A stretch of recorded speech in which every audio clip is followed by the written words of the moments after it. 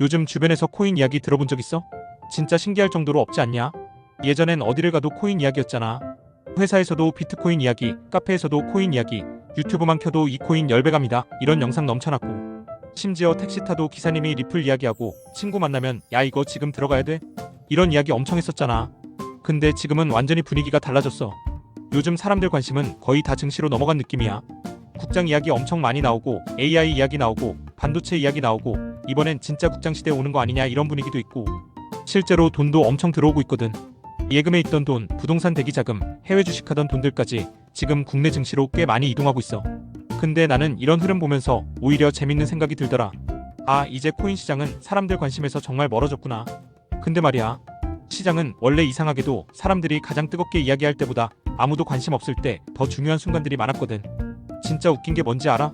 2021년에는 다들 이런 말 했어. 코인 안 하는 사람이 바보다. 근데 지금은 반대야. 아직도 코인 하는 사람이 있어? 분위기가 완전히 바뀌었지. 근데 나는 이런 분위기를 볼 때마다 오히려 시장 사이클이라는 걸 다시 생각하게 돼. 왜냐면 사람들의 관심은 계속 이동하거든.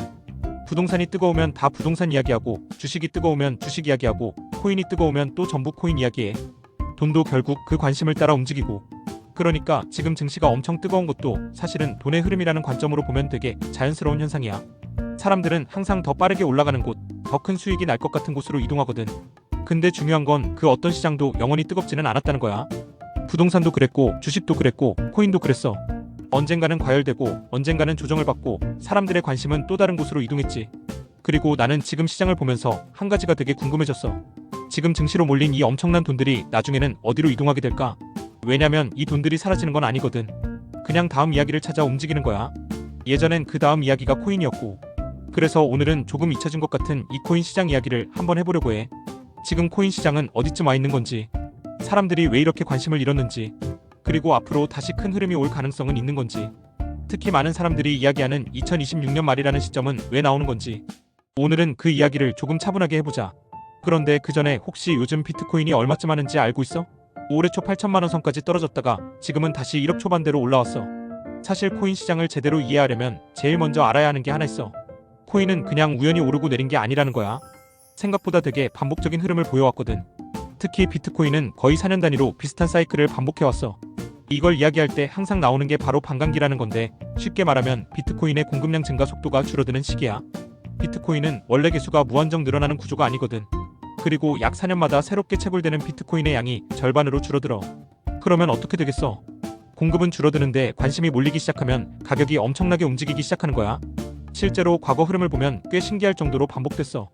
2013년 처음 비트코인이 대중들에게 알려지기 시작했던 시기였지. 그때 엄청난 상승이 나오고 이후에는 거의 붕괴 수준의 하락장이 왔어. 그리고 사람들은 말했지. 비트코인 끝났다. 근데 몇 년 뒤 다시 올라왔어. 2017년. 이때 기억하는 사람들 많을 거야. ICO 광풍이라고 해서 진짜 말도 안 되는 코인들까지 다 폭등했었잖아. 한국에서는 김치 프리미엄 이야기도 엄청 나왔고, 그때 분위기는 거의 광기였어. 근데 그 뒤엔 또 엄청난 하락장이 왔지. 알트코인들 대부분이 80%, 90%씩 폭락했어. 그리고 또 사람들이 말했어. 이제 진짜 끝났다. 근데 또 살아났어. 2020년 이후에는 코로나 유동성까지 겹치면서 시장이 한 번 더 폭발했지. NFT, 메타버스, 디파이 진짜 하루에도 새로운 이야기들이 쏟아졌고, 그때는 코인이 미래를 바꿀 것처럼 보였어. 근데 2022년에 루나 사태 터지고 FTX 무너지고 금리까지 급등하면서 시장이 완전히 얼어붙었지. 그때도 다들 이야기했어. 이번엔 진짜 끝난 것 같다. 근데 지금 돌아보면 재밌는 게 있어. 코인 시장은 항상 이제 끝났다는 말이 가장 많이 나올 때 다시 살아났다는 거야. 그리고 지금 분위기가 좀 그래. 요즘 진짜 코인 이야기 거의 안 나오잖아. 뉴스에서도 잘 안 다루고 유튜브 조회수도 예전 같지 않고 사람들도 관심이 많이 식었어. 근데 원래 시장 바닥 근처에서는 늘 이런 현상이 나타났어.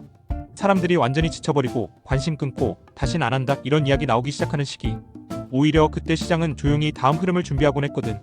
근데 이번에는 예전이랑 조금 다른 점도 있어. 예전 코인 시장은 거의 개인들만의 시장이었다면 지금은 기관들이 들어오기 시작했어. 대표적으로 블랙락 같은 세계 최대 자산운용사들이 비트코인 ETF를 만들기 시작했잖아. 이건 시장 성격 자체를 바꾸는 일이야. 예전엔 코인이 완전 변두리 시장 느낌이었다면 이제는 점점 제도권 안으로 들어오는 느낌이거든. 그러다 보니까 이번에는 과거처럼 단순한 패턴으로만 움직이지 않을 수도 있다는 이야기가 나와. 예전처럼 마이너스 80%씩 무너지는 장 대신에 더 길고 복잡한 흐름이 나올 수도 있다는 거지. 그래서 많은 사람들이 2026년 말이라는 시점을 이야기하는 거야. 과거 패턴대로 보면 2024 반감기 이후 상승장이 나오고 그 뒤 조정과 침체 구간이 오면서 2026년 말쯤이 다음 저점 후보가 될 가능성이 있다는 거지. 과거의 사이클 흐름을 금액으로 보면 더 이해가 쉬워. 비트코인은 늘 비슷한 흐름을 반복해왔거든.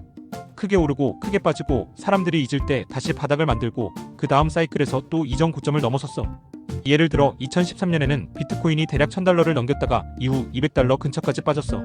거의 80% 넘게 빠진 거지. 그때 사람들은 진짜 끝났다고 했어. 그런데 2017년에는 다시 올라와서 $20,000 가까이 갔어. 그리고 또 2018년 하락장에서 $3000대까지 밀렸지. 이것도 거의 80% 넘는 하락이었어. 그리고 2021년에는 다시 $69,000 부근까지 올라갔고 2022년에는 $15,000대까지 떨어졌어. 그러니까 과거 흐름만 보면 비트코인은 고점 대비 7-80% 빠지는 일이 반복됐던 거야. 그런데 이번에는 조금 다르게 봐야 해. 왜냐면 이제는 비트코인 ETF도 있고 기관 자금도 들어와 있고 예전처럼 개인들만 사고 파는 시장이 아니거든. 그래서 이번 하락장이 오더라도 과거처럼 80%씩 무너질 가능성은 예전보다 낮아졌다고 볼 수 있어. 만약 이번 사이클 고점을 $120,000 전후로 본다면 정말 약하게 무너지는 경우에는 $50,000 근처까지도 열어둘 수 있어. 중립적으로 보면 55,000에서 65,000달러 정도가 저점 후보가 될 수 있고 기관 자금이 계속 받쳐주는 강한 시장이라면 $70,000 안팎에서 바닥을 만드는 그림도 가능해. 그러니까 2026년 말이 저점 후보라는 이야기는 그때 무조건 사야 한다는 뜻이 아니야. 그 시기쯤 시장 분위기가 정말 차갑게 식었는지 비트코인이 어느 가격대에서 버티고 있는지 그리고 사람들이 코인 이야기를 완전히 잊었는지를 같이 봐야 한다는 뜻이야.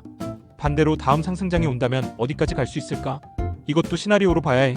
보수적으로는 이전 고점을 다시 넘어서 12만에서 15만 달러 정도를 볼 수 있고 중립적으로는 15만에서 20만 달러까지도 가능성을 열어둘 수 있어. 만약 정말 큰 유동성이 붙고 국내 증시에서 빠져나온 위험선호 자금까지 코인 시장으로 다시 몰린다면 20만 달러 이상도 이야기해 볼 수 있어. 다만 중요한 건 예전처럼 아무 코인이나 다 오르는 시장은 아닐 수 있다는 거야. 다음 상승장이 온다면 비트코인 중심으로 먼저 움직이고 그 다음 일부 메이저 코인 그리고 정말 서사가 강한 알트코인만 선택적으로 움직일 가능성이 커. 그러니까 이번 사이클에서 중요한 건 코인이 다시 오르냐 안 오르냐보다 어떤 코인이 살아남아서 다음 사이클의 주인공이 되느냐일 수 있어. 물론 이게 무조건 맞는다는 건 아니야. 근데 흥미로운 건 지금 시장 분위기가 과거 저점 시기들이랑 꽤 비슷하다는 거야. 사람들이 관심 없고 조용하고 코인 이야기 자체가 사라지고 있는 분위기. 나는 오히려 이런 시기일수록 시장을 조금은 차분하게 바라봐야 한다고 생각해. 왜냐면 시장은 늘 사람들이 가장 시끄러울 때보다 가장 조용할 때 다음 움직임을 준비했거든. 꼭 기억해. 투자는 항상 본인의 판단으로 하는 거야. 오늘도 너의 성공적인 투자를 응원할게. 구독하고 같이 부자 되자.